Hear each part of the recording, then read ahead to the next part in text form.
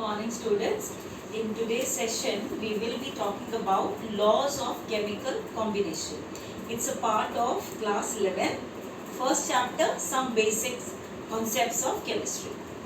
There are 5 laws. Okay, we will take different laws and correspondingly we will try to solve their numericals also. See, the first one, law of conservation of mass. Though this you have studied in lower classes, 9th or 10th class I suppose. So the law says mass can neither be created nor be destroyed. That means, say, let me take particular example and explain.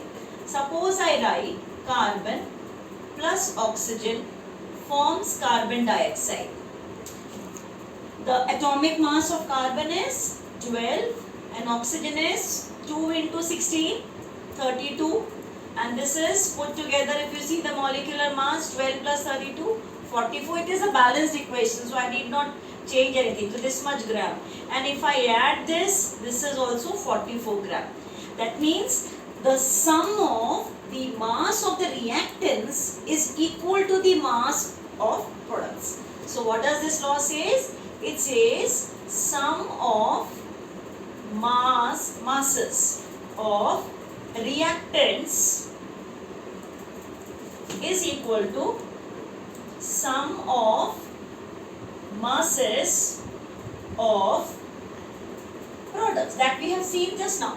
Though these days where you see this law does not exist, because you do not always get the mass of the product equal to the mass of the reactant.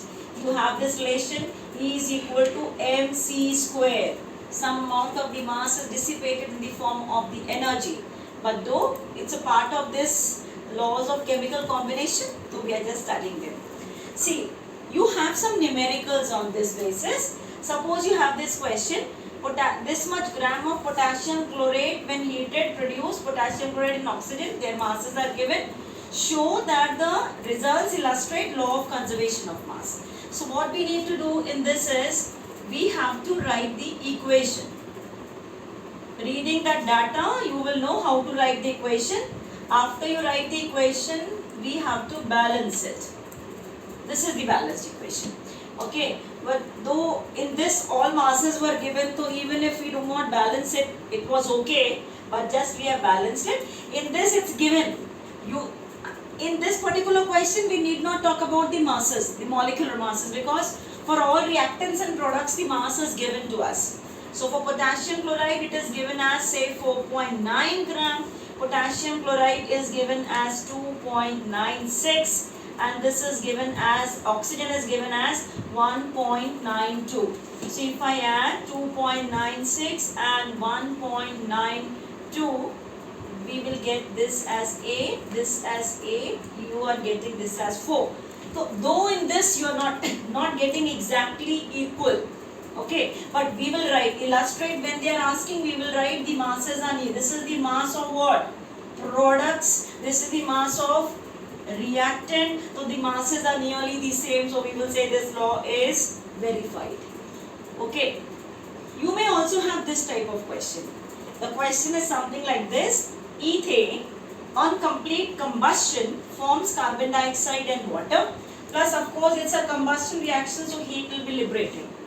And it is given in the question, 1.5 grams of ethane gives 4.4 grams of carbon dioxide and 2.7 grams of water. Now the question is the same, show that the results illustrate law of conservation of mass. Okay, then how do we prove it? We have mass of water, we have mass of this, we have the mass of this. We do not have mass of oxygen. To illustrate this, we need the mass of oxygen also. Then what we do? We will go by stoichiometric relation. Now what does the stoichiometric relation say?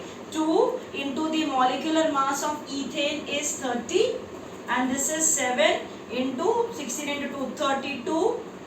So we will say that 2 into 30 grams requires 7 into 32 grams. Therefore, 1.5 grams of ethane will require how much of oxygen we will calculate. So if you solve it, it will be 5.6 grams of oxygen is required. this much gram of oxygen. Now you can check what is the sum of the reactants. So you will say the mass of reactants. We have to see what is it, 1.5 plus 5.6. Let us see mass of products. Products are 4.4 gram of carbon dioxide plus 2.7 gram of this.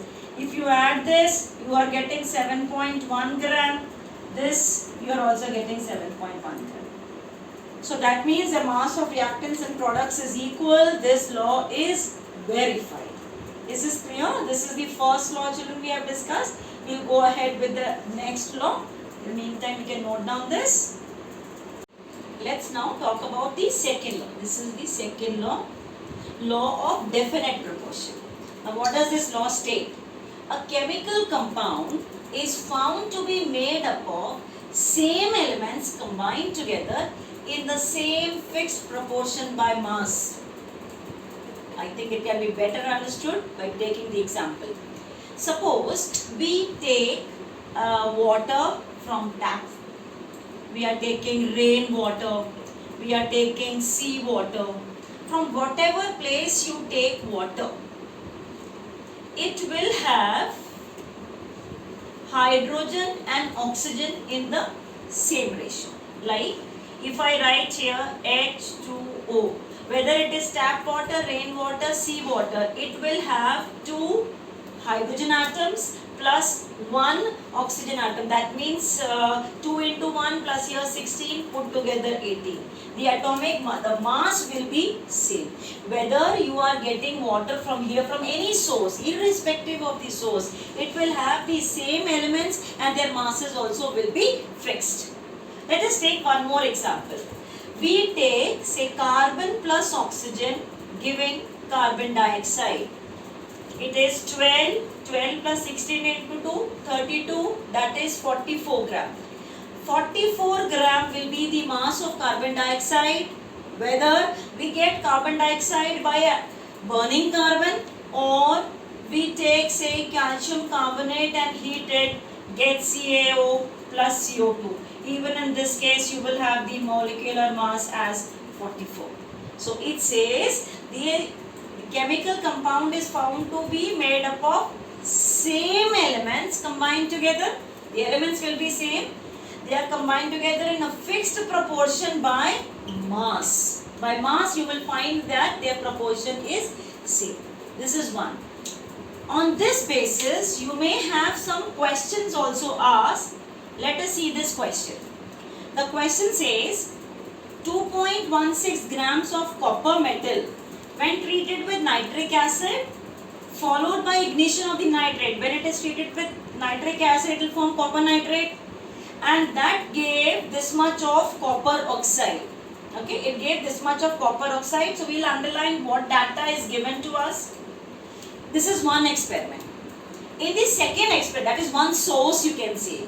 Okay, this is the first source. Second source, we will say in the another experiment, this much gram of copper oxide on reduction with hydrogen gave this much of copper. Now we will see, this is the second experiment. Okay, we will see what is the percentage of copper in both the experiments. See, in experiment 1, you are having the percentage of copper equal to, what was copper here? 2.16. 2.16 divided by 2.70 into 100. You will find what is the percentage of copper. Obviously, the percentage of oxygen will be 100 minus whatever you get for copper here. Same way, in the second experiment, you will find what is the percentage of copper.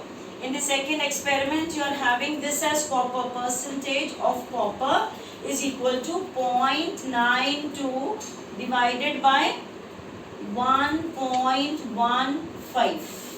Okay, into 100. When you check here, in both the cases, you will get 80% of copper. So 80% of copper you are getting, oxygen is 20%. So what will be the percentage of oxygen here? It will be 20%. In both the cases, you are getting the percentage of oxygen as 20%. So what do we conclude?